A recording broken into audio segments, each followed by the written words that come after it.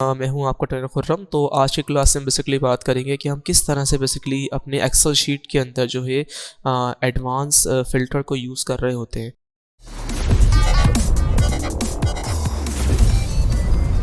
So for suppose कि मेरे पास यहाँ पे एक शीट मौजूद है। अब अगर मुझे इसमें एक एडवांस फ़िल्टर का यूज़ करना है, जैसे कि फॉर सपोज़ मैं आपको यहाँ पे एग्जांपल दिखाता हूँ, तो उसका पहला स्टेप देखिए हमारे पास क्या होगा। हम जस्ट जाएंगे डेवलपर मेन्यू में। तो इस केस में हम यूज़ करेंगे बेसिकली मैक्रो का, क्योंकि मैक्रो बेसिकली एक रिकॉर्डिंग टूल है और मैक्रो दो टाइप्स का होता है, एक रिकॉर्ड भी कर रहा होता है बेसिकली, और आपकी जो है वो कोडिंग बेस भी ठीक है इसमें हम कर रहे होते हैं। ठीक हो गया। तो यहाँ सबसे पहली बात क्या है कि मैं सबसे पहले अपनी इस पूरी ऊपर की हेडिंग्स को सेलेक्ट करके कॉपी करूँगा, और कॉपी करने के बाद लास्ट पे आऊँगा और यहाँ पर मैं जो हूँ एक जगह यहाँ पेस्ट कर दूँगा और एक जगह यहाँ पेस्ट कर दूँगा। अब यहाँ मैंने पेस्ट क्यों किया, देखो बेसिकली ये जो ऊपर वाला हमारा एरिया है पूरा डेटा का, ये हमारे पास डेटा बेस कहलाता है, और जो नीचे वाला एरिया ये कहलाता है हमारे पास क्राइटेरिया। ठीक है। और जो उससे भी नीचे वाला है बेसिकली ये हमारे पास होता है रिजल्ट एरिया। तो इस पूरे केसेस में देखिए हमें ये हेडिंग्स की नीड पड़ेगी, तो इस वजह से हमने इसको यहाँ पर बेसिकली कॉपी पेस्ट किया है। सो एडवांस फिल्टर के लिए हम आ जाएंगे अपने डेवलपर मेन्यू में। अगर ये मेन्यू आपके पीसी में ओपन ना हो रहा हो, आई मीन आपके एमएस एक्सेल में, तो आपको होम उसके लिए फाइल पर आना है, और फाइल पे आने के बाद आप ऑप्शंस पे क्लिक करेंगे, और ऑप्शन पे क्लिक करने के बाद हम आएंगे कस्टमाइज रिबन के ऊपर, और यहाँ से आने के बाद आप बेसिकली डेवलपर के, तो आपको क्लिक करना पड़ेगा डेवलपर मेन्यू पे। तो सिर्फ आप डेवलपर क्लिक कर देंगे तो आपका डेवलपर मेन्यू वहाँ पे ऑन हो जाएगा। ये होने के बाद जैसे हम क्लिक करेंगे ओके पर, अच्छा ये होने के बाद देखिए यहाँ पे हमारे पास लिखा हुआ आ रहा है ऊपर रिकॉर्ड मैक्रो, हमने इस पर क्लिक करना है।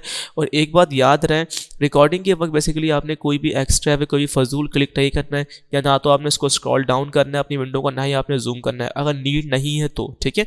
अगर नीड है तो फिर आप ये चीज़ें कर सकते हैं।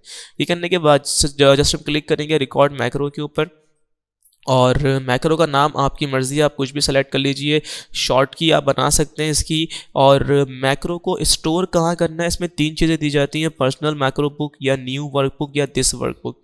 जब रिकॉर्डिंग कर रहे हैं ये बोलते हैं कि आप इसी बुक के लिए मैक्रो रिकॉर्ड करना चाह रहे हैं, या फिर आप मैक्रो बनाएंगे यहाँ पर, उसको यूज़ करेंगे न्यू वर्कबुक के ऊपर, या फिर आप कभी भी एक्सेल को ओपन करेंगे तो वो उस पर काम करेगा। तो फिलहाल तो मैं भी दिस वर्कबुक कर रहा हूँ, और यहाँ पे हम एक शॉर्ट की क्रिएट कर लेते हैं कंट्रोल शिफ्ट पी के नाम से, और डिस्क्रिप्शन चाहो तो दे दो, मर्जी है आपकी। फिलहाल मैं स्किप कर रहा हूँ और यहाँ कर देंगे इसको हम ओके। रिकॉर्डिंग स्टार्ट हो चुकी है। ठीक है भाई। अब हमें आना है अपने डेटा मेन्यू में, और यहाँ पे आने के बाद हम क्लिक करेंगे एडवांस पे, फिल्टर वाले ग्रुप के अंदर।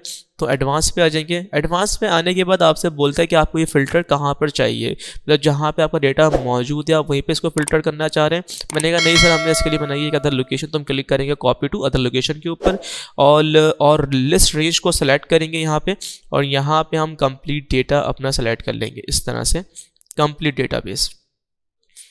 ये करने के बाद आप क्राइटेरिया रेंज में जाएंगे, और इस रेंज में आने के बाद आप सेलेक्ट करेंगे अपना ये दोनों रॉ।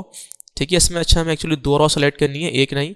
उसके बाद क्लिक करेंगे कॉपी टू के ऊपर, और फिर लास्ट जो रॉ बचती है फिर रिजल्ट की, आप उसको भी सिलेक्ट कर लेंगे इस तरह से। ये सब करने के बाद आपने जस्ट ओके पे क्लिक करना है। ओके पे क्लिक करने के बाद आप डेवलपर पे जाएंगे मेन्यू पे, और रिकॉर्डिंग को झट से यहाँ पे स्टॉप कर देंगे। ठीक है। यहाँ पे मैंने रिकॉर्डिंग को स्टॉप कर दिया। स्टॉप करने के बाद इस पूरे प्रोसेस से बेसिकली हुआ क्या, देखिए अगर फॉर सपोज करें, देखिए हमारे पास ये हमारा ऊपर वाला डेटाबेस है पूरा। ठीक है। और जो बीच का एरिया, ठीक है, ये हमारे पास क्राइटेरिया है, और ये है, ठीक है, ये पूरा हमारे पास रिजल्ट है। अगर फॉर सपोज करें, देखिए मेरे पास डेटाबेस के अंदर तीन ग्रुप्स मौजूद है, साइंस, कॉमर्स और फाइनेंस के। ठीक है ना। तो अगर मुझे इसके अंदर सिर्फ नीचे वाले एरिया पे, आई मीन अपने रिजल्ट के ऊपर सिर्फ साइंस का डेटा देखना, तो मैं सिंपल ग्रुप पे जाऊँगा और यहाँ पे लिख दूंगा साइंस, एंटर करेंगे, और शॉर्ट की जो हमने बनाई थी कंट्रोल शिफ्ट पी वो प्रेस कर देंगे, तो आपके पास यहाँ पे सिर्फ साइंस का डेटा आपको देखने को मिलेगा। और साइंस के डेटा के अंदर जिसका ग्रेड बी है, अगर आप वो देखना चाहते हो तो क्लिक करेंगे ग्रेड के ऊपर। अब यहाँ पे सिंपल मैं कीबोर्ड से बी प्रेस कर दूंगा और एंटर करेंगे, कंट्रोल शिफ्ट पी अपनी शॉर्ट की प्रेस करेंगे, तो जिसका ग्रेड बेसिकली बी था आपको वही चीज़ यहाँ पर आपको देखने को मिलेगी। और आप सर्च फॉर सपोज करें कि अगर हमारे पास हमारे रिमार्क्स के अंदर ऊपर जो हमारे पास ये रिमार्क्स का एक कॉलम बना हुआ है। ठीक है ना। अच्छा ये जो हेडिंग है ना, यहाँ पे रिमार्क्स की आती है, अभी फ़िलहाल वो आई थिंक डुप्लीकेट हो गई है बाय मिस्टेक। तो ये हेडिंग रिमार्क्स की होती है।